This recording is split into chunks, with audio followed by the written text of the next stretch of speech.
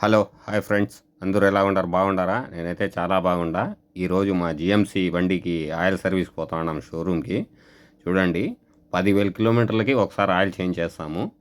ఇది 400 కిలోమీటర్లు ఎక్కువ అయిపోతానే కేకలు వేసేసినాడు. చక్కగా షోరూమ్కి వస్తానే హెయిర్ ఫిల్టర్ ఇప్పేసినాడు. హెయిర్ ఫిల్టర్ పోయింది నాయనా, నువ్వు కొత్త తెచ్చుకో అని చెప్పేసినాడు. ఎంత హెయిర్ ఫిల్టర్ అంటే ఈ షోరూంలో అయితే 12 దినాలు, బయట 7-8 దినాలకు దొరికేస్తుంది, తెచ్చుకో అన్నాడు. సరేలే అనేసి మొత్తం 4 టైర్లకు గాలి చెక్ చేసి, ఇంజిన్ నీళ్లు, రేటర్ నీళ్లు గీళ్లు మొత్తం చెక్ చేసుకొని అంత కరెక్ట్గా పెట్టినాడు. మా కోయటోడు కూడా ఎదురుగా ఇంకో షోరూమ్ ఉంది, అక్కడ ఉన్నాడు. వానికి చెప్పిన హెయిర్ ఫిల్టర్ పోయిందంటారా, మార్చాలంటారా అంటే మార్చేమని చెప్పి అన్నాడు. సరేలే అనేసి తీసుకొని వచ్చి మార్చే అన్నాను నేను.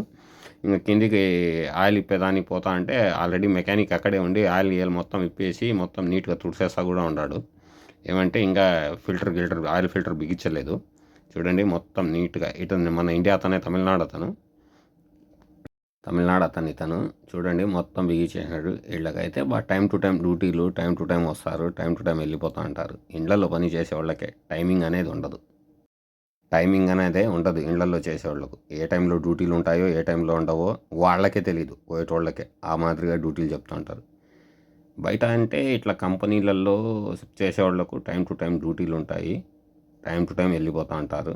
టయానికి పోవడం, తినడం, పడుకోవడం, మళ్ళీ డ్యూటీలకు రావడం, ఇదొక డ్యూటీ రెగ్యులర్గా అయిపోతుంది అన్నమాట. చూడండి, ఆయిల్ ఫిల్టర్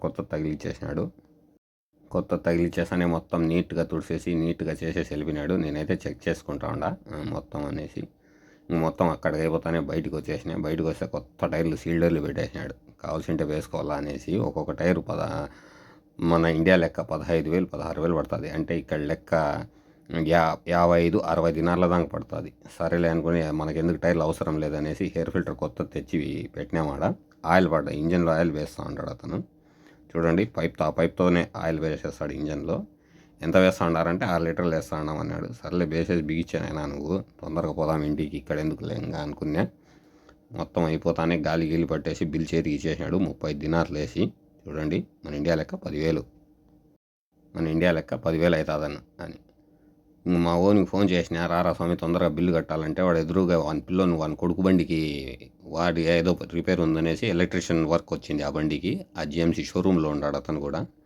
చూడండి, దూరంగా తెల్ల గుడ్డలు కనపడుతున్నాయి. వాళ్ళిద్దరు నెత్తినేసుకుని గుడ్డలే అయ్యి, వాళ్ళిద్దరే అబ్బా కొడుకులు ఇద్దరు.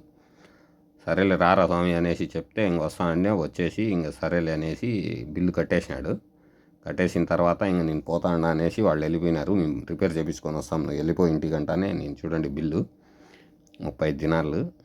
చూడండి, మన ఇండియా లెక్క 10,000 ఆ మాదిరిగా ఉంటుంది ఇక్కడ ఏదైనా డబుల్. సరేలే అనేసి నేను బండి స్టార్ట్ చేసుకుని ఇంటికి వెళ్ళిపోతాండా, మీరు ఎప్పుడైనా చేసుకొని వచ్చుకోండి అయినా అనేసి నేనైతే వచ్చేసిన. మీరైతే లైక్ చేసి, సబ్స్క్రైబ్ చేసి ఫుల్ సపోర్ట్ చేయండి.